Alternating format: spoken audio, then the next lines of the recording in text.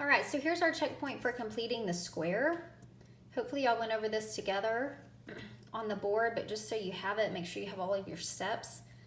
X squared minus 7x plus 12 equals 0. First thing you need to do is subtract 12 from both sides to get your x squared and your x term all alone on the left.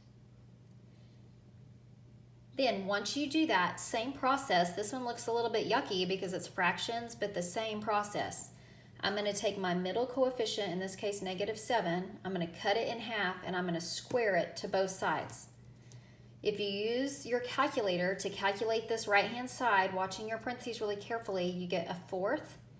And here's why I showed you that shortcut. Whatever you get when you half it, sign and all, ends up down here in these parentheses. If you had multiplied that all out, it's going to be a lot more difficult to factor because you're going to have fractions. So if you know that little shortcut, it definitely helps. All right, then to solve it, square root it to undo the square, square root the right, keeping in mind, don't forget your plus or minus. And also remember, 1/4, that's like the square root of 1 over the square root of 4. The square root of 1 is 1, square root of 4 is 2. And then to finish up solving, I'm going to add 7/2 to both sides.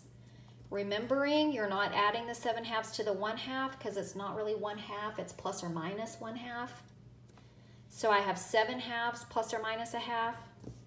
Simplify those out. You get 7/2 plus 1/2 when we're adding fractions. Common denominator, which is 2, so it stays. At the top, you get 8/2, which is 4. And on the bottom one, 7/2 minus 1/2. 7 minus 1 is 6/2, which gives you 3.